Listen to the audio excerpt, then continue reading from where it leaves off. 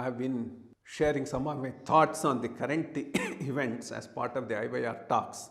Last week, I shared some of my thoughts about the capital city for Andhras, especially after the video released by Mr. Parkala Prabhakar. Since I felt some of the important issues were missing in that, touching on them, I have prepared a video and released last week. This week, I would like to talk about strategic sale in the public sector undertakings and privatization of some of these public sector undertakings. Of late, a lot of criticism I keep seeing in the social media, in some print media, stating that Modi is selling away the silver of the house. It should not be done. They should not be privatized. That type of a comments. But I think most of them are ill-informed or being deliberately made to mislead the people. Actually, this whole disinvestment process did not start with Narendra Modi. It started in 1991 with Mr. PVNXT. The background to this is, after about 40-50 years of independence, the way we ran our economy, the economy was on the brink of a collapse by 90s. In fact, during Chandrasekhar's time, they had to pledge our gold and get some loan to just run the government. In those circumstances, when PV became the Prime Minister, with him Manmohan Singh as the Economic Minister, they came up with a series of measures to put the economy on track. And one of the main reforms that was thought of was privatization of the non-strategic, loss-making public sector undertakings. These public sector undertakings are a legacy from our past to the Indian economy. Jawaharlal Nehru, who was our first Prime Minister, was very much impressed by the Soviet model, where the public sector was in those days playing a very important role in planned development, and wanted a similar system to be attempted in India. In those days, there was a very well-known statistician and economist by name Mahalanobis. He helped Nehru to prepare the second five-year plan, and as part of that, in 1956, they came up with an industrial policy which is known wherein 18 industries were reserved only for the government, which means in those industries only the government can invest, the private sector cannot invest. These are things like the steel, the iron industry, iron and steel industry, earth movers and things like that, very heavy machinery and industry. And rightfully so at that point of time, because private sector was also not in a position to invest in those big areas. So as per this industrial policy, the consumer durables like toothpaste, the soaps, etc., a lot of other smaller things were left out to the private sector. This heavy machinery, heavy industry was to be kept in the hands of the government of India. That's how the large number of PSUs, public sector undertakings, were formed right from 90s, 50s, right up to 1980s. This process was going on. That's how we had a number of steel factories, Bhilai, Rourkela, etc., Vizag steel plant subsequently, and Bharat heavy machinery, HMT heavy machinery tools, and these were all the things that came up, BHEL, these were the things which came up. They ran well for quite some time, but by 70s, 80s, the problems were becoming quite apparent. They needed a lot of budgetary support, so every year out of the budget, huge amounts were being invested year after year in these public sector undertakings. They were not able to get any return on them, so they were most of them were loss-making, and some of them who were making profit were working in a monopoly condition where you can't judge their efficiency because they had a market, they just were able to supply it at whatever rate they have decided. And at a certain stage after 50s, the public sector undertakings also started getting into areas where they were not supposed to get in.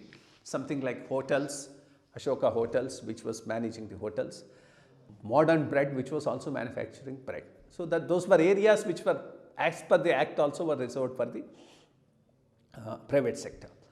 This cumulative effect of the inefficiency, corruption, not taking decisions in these public sector undertakings, and public sector undertakings not able to give any return or a profit on the investment made on them, became a heavy burden on the Indian economy. And by 1991, when you didn't have money to do the necessary imports and taxes were also not doing well, a range of reforms were thought of by Mr. Manmohan Singh and PV Rao, and one of them was privatization of these public sector undertakings. There are 2-3 ways of doing it. One, you sell a minority stake on the market to the public. 2, you do a strategic disinvestment, and in some of them you still hold the majority holding and then do the minority holding, you give it over to the others. This process started by Manmohan Singh and PV Rao was continued equally vigorously during Vajpayee's time and was followed up equally vigorously by Manmohan Singh, and now the same thing is being followed up by Modi. So it's a outright lie to say this is something that Modi has started now. It's something that's going on for the last 30-40 years, and it has come to a stage now. Now, of course, the government has given it a full thought and made an exercise and has now identified about 18 strategic sectors: manufacturing, service, mining, and these type of things.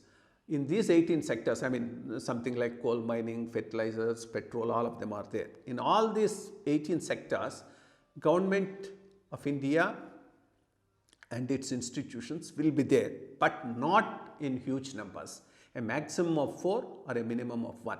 In all other non-strategic sectors, they are going to withdraw. So it is as per this policy, now the privatization is going to go on. And the sale proceeds, the most important thing that one should ask now is, what is going to the sale proceeds?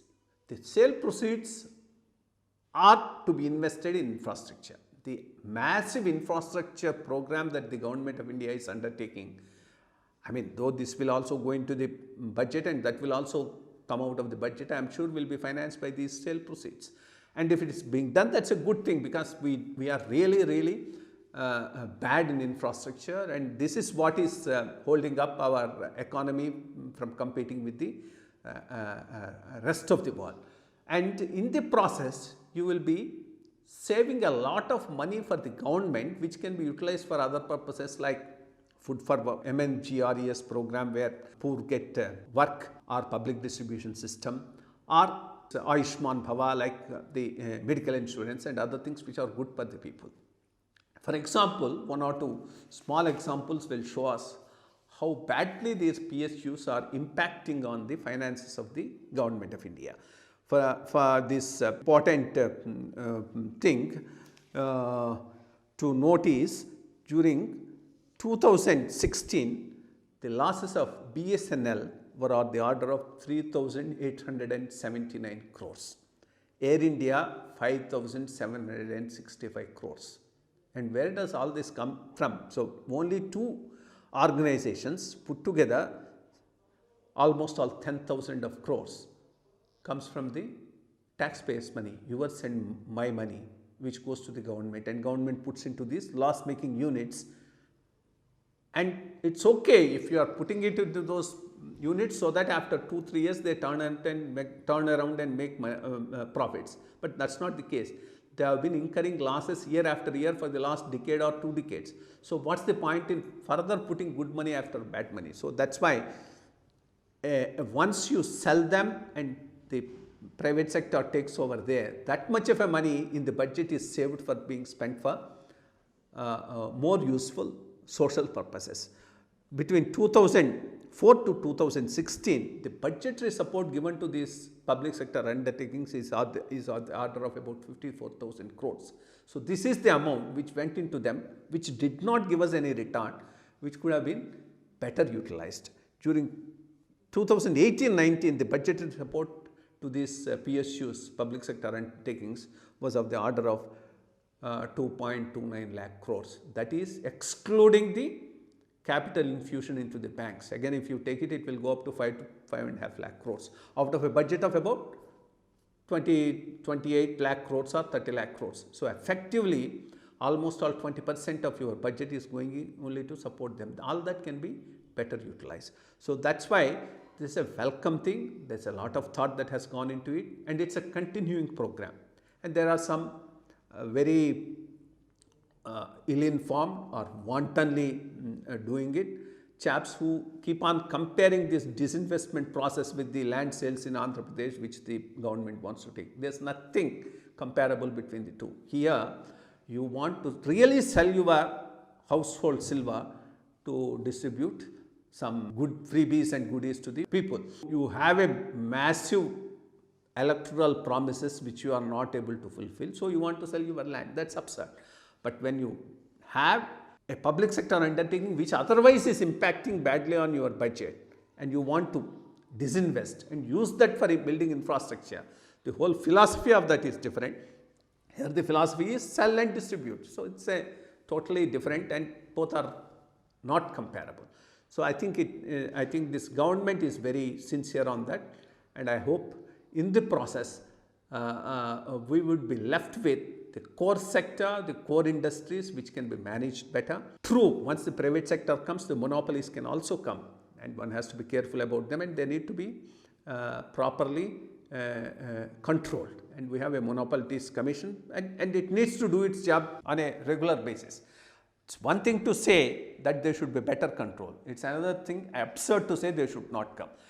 If the spectrum was not privatized, if private players were not allowed to come and bid and then take it and then run all these telecom companies, can you imagine the communication revolution that has taken place in this country in the last 10-15 years, and how cheap and how universal it has happened? So it's a great revolution. It couldn't have happened just with BSNL. Okay, it couldn't have happened with BSNL. If BSNL could compete and stay in the field, still it can stay on. But if it's running on a huge loss of almost all 4,000 crores per year, what's the point in running with it?